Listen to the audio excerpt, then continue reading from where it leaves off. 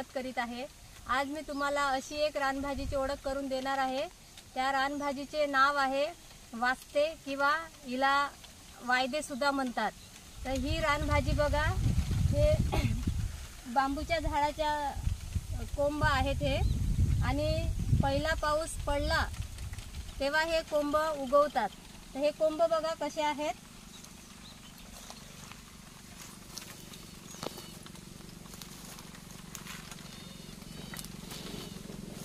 हे कोंब आहेत। या कोंबाला आपण कापून घ्यायचं आहे आणि याचे सगळे कवर काढून याच्यापासून आपण खूप सुंदर रानभाजी बनवू शकतो।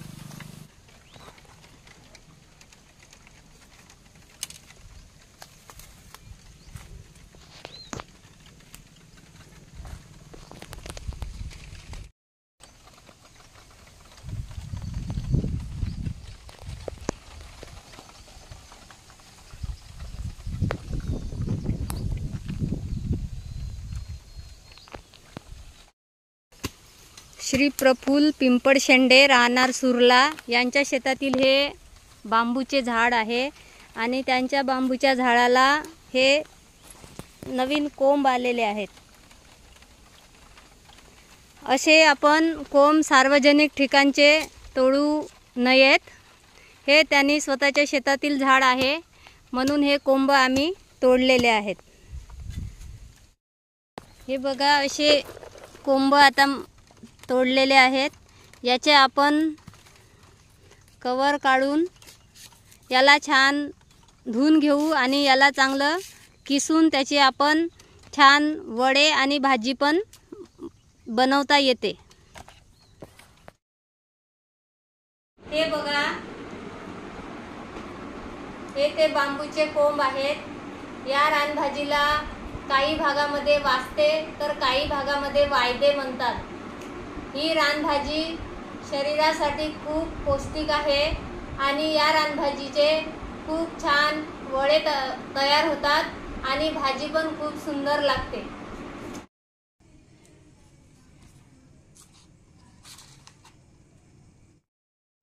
हे बांबूचे कोंब केवळ स्वादिष्टच नाही तर अनेक पोषक तत्वांनी परिपूर्ण आहेत। या रानभाजीमध्ये प्रथिने, कर्बोदके, लोह तसेच फायबरचे प्रमाण खूप जास्त असल्यामुळे शरीरामधील अतिरिक्त कॅलरी कमी होऊन वजन सुद्धा नियंत्रित राहण्यास खूप मदत होते।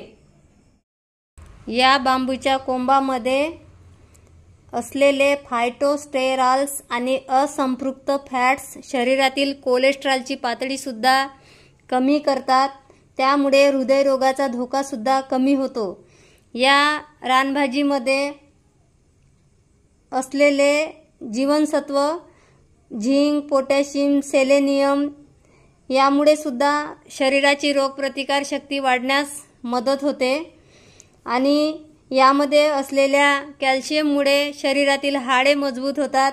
शरीर कोणत्याही रोगाला बळी पडत नाही। रानभाजीमध्ये इन्युलिन नावाचे फायबर हे ग्लुकोजचे शोषण कमी करून रक्तातील साखरेची पातळी नियंत्रणात ठेवण्यास मदत करते। त्यामुळे मधुमेहाच्या व्यक्तींनी हे कोंब दरवर्षी पावसाळ्यामध्ये 2 ते 3दा खाल्ले पाहिजेत। या कोंबामध्ये अँटीऑक्सिडंट चांगले स्रोत आहेत जे शरीरातील मुक्त रॅडिकल्सशी लढण्यास मदत करतात। यामध्ये असलेले आयसोफ्लोविन कर्करोग रोखण्यासाठी प्रभावी असल्याचे मानले जाते। बाळंतपणामध्ये गर्भाशयाच्या शुद्धीसाठी व मासिक पाळी नियंत्रित ठेवण्यासाठी या बांबूच्या कोवळ्या कोंबाचा किंवा पानाचा काढा दिला जातो। यामध्ये असलेल्या कॅल्शियम मॅग्नीजमुळे हाडे तर मजबूत होतात पण सोबतच हाडाची घनता आणि ताकद वाढवण्यास सुद्धा याची फार मदत होते। आणि सर्वात महत्त्वाचे म्हणजे कोणत्याही रानभाज्या या पाचक आहेत, त्याचप्रमाणे बांबूच्या कोंबामध्ये फायबरचे प्रमाण जास्त असल्यामुळे आपल्या शरीरामधील पचनक्रिया सुधारून पोट चांगले राहण्यास मदत होते। बांबूच्या कोंबाची रानभाजी बनवत असताना आपल्याला काही गोष्टीची काळजी पण घ्यावी लागते। ते कच्चे कधीही खाऊ नये। हे कोंब नेहमी शिजवून वाफवून त्याला 2 पाण्याने पिळून घेऊन मग आपण त्याची रानभाजी बनवून खाल्ली पाहिजे। अशा प्रकारे हे वास्ते आपल्या आहारातील एक महत्त्वाचा आणि आरोग्यदायी घटक आहे। त्याचे योग्य प्रकारे सेवन केल्यास आपल्याला त्याचे अनेक फायदे मिळतात। त्यामुळे तुम्ही हा व्हिडिओ बघून याप्रमाणे रानभाजी बनवून तुम्ही जास्तीत जास्त खा। या कोंबाचे आता हे वरचे कवर मी काढून टाकणार आहे आणि हा जो कोवळा भाग आहे याला हे बघा नकानी हे रुतते म्हणजे कोवळा आहे। जेवढा कोवळा भाग आहे तेवढा आपण त्या किसणीने किसून घेऊ। वरची साल काढल्यानंतर हे कोंब आता असे दिसते। यामधला कोवळा भाग आपण रानभाजीसाठी वापरू शकतो आणि एका कोंबाचे एवढी साल काढावी लागली। बांबूचे कोंब मी आता छान स्वच्छ पाण्याने धुवून घेतले आणि या किसणीवर मी आता किसून घेणार आहे। या बांबूचा फक्त कोवळा भागच किसला जातो आणि जरटवाला भाग असा बाहेर काढावा लागतो। तर याला किसून घेत आहे। हे खूप लवकर किसून होते।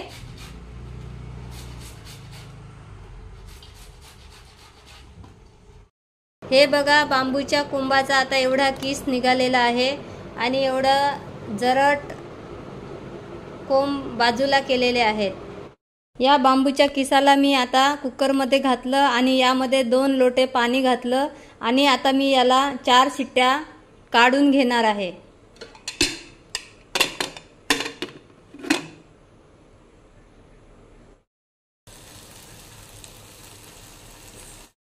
कुकरच्या 4 शिट्ट्या झाल्यानंतर मी हे कुकर थंड करून घेतलं आणि बघा हा किस आता असा झालेला आहे। हा वास्त्याचा किस मी आता थंड पाण्यामध्ये घालून त्याला पिळून घेणार आहे। हा वास्त्याचा किस मी आता हे असं पाण्यातून बघा असा पिळून काढावा लागतो, नाहीतर खाताना कसतरी आपल्याला जिभेला उग्रपणा वाटतो आणि कडवटपणा पण वाटतो।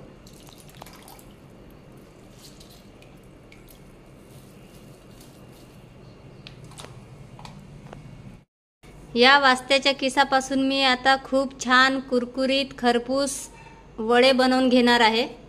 याकरिता मी आता एवढ्या किसाकरिता ही बघा एवढी ओली मिरची घेतली आहे। जवळपास 8 ते 9 ओल्या मिरच्या आहेत। एवढं लसूण आहे आणि थोडं जिरं घेतलेलं आहे आणि एवढं आल्याचे तुकडे घेतलेले आहे। हे मी आता मिक्सरमधून थोडं बारीक करून घेणार आहे। वड्यासाठी मी आता एवढे तीळ घालणार आहे आणि एवढा ओवा घेतलेला आहे।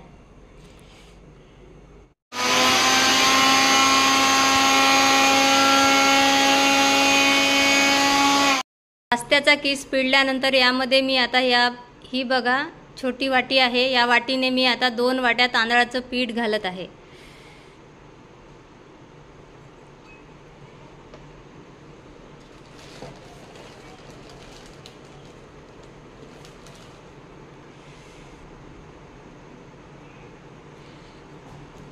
तांदळाच्या पिठामुळे वडे हे खूप छान कुरकुरीत आणि खरपूस लागतात। यामध्ये मी आता बारीक केलेली ओली मिरची आणि लसणाचं पेस्ट घालत आहे।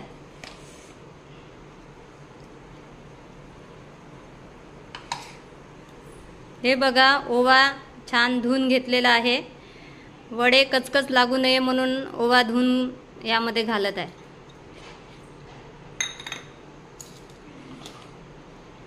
यामध्ये मी एवढे तीळ घालत आहे, एवढा कढीपत्ता घालत आहे। कढीपत्त्यामुळे वड्याला छान सुगंध येतो एवढी कोथिंबीर घालत आहे।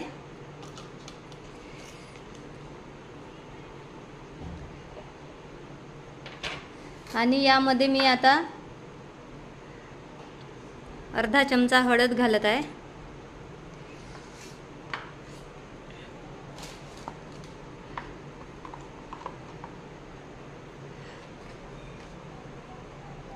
ओली मिरची घातल्यामुळे मी आता हे बघा छोट्या चमचाने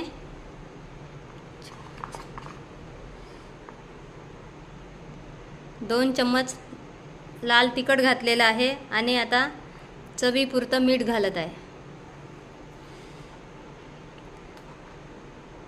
बांबूच्या कोंबामध्ये खारवटपणा असल्यामुळे यामध्ये थोडं मीठ कमी घालावं लागते।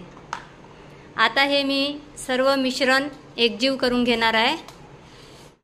याचं सारण हे थंड असते, त्यामुळे आपण प्लास्टिकवर बनवले तरी काही होत नाही आणि याला तेल लावल्यामुळे वडे हे छान पातळ बनवता येतात। आणि जर आपण हातावर बनवले तर हे वडे थोडे जाडसर होतात आणि त्यामुळे त्या वड्यामध्ये तेल जास्त राहते। आणि प्लास्टिकवर जर वडे बनवले तर पातळ होतात आणि यामध्ये तेल जास्त राहत नाही आणि त्यामुळे ते जास्त कुरकुरीत होतात।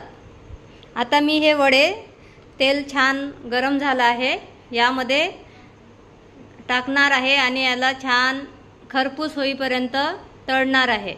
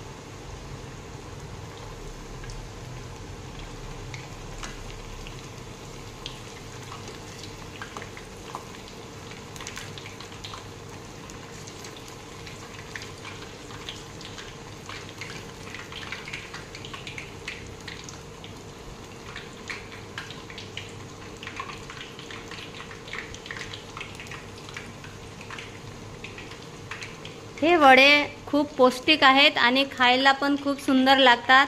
एकदा तुम्ही हे वडे बनवून खाल्ले तर तुम्हाला ते पुन्हा पुन्हा खावं वाटेल, एवढे सुंदर हे चवीला लागतात। हे बघा वडे आपण आता कसे झाले तर बघू।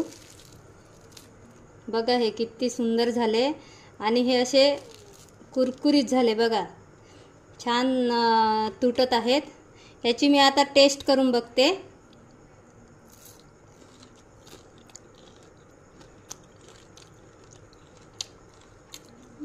वाव, खूपच सुंदर हे वडे झाले आणि खूप कुरकुरीत झाले। त्यामुळे तुम्ही अवश्य ही रेसिपी बघा आणि जास्तीत जास्त वास्त्याचे वडे बनवून खा। आणि माझी रेसिपी तुम्हाला आवडली तर माझ्या चॅनलला लाईक व सबस्क्राईब करा। धन्यवाद।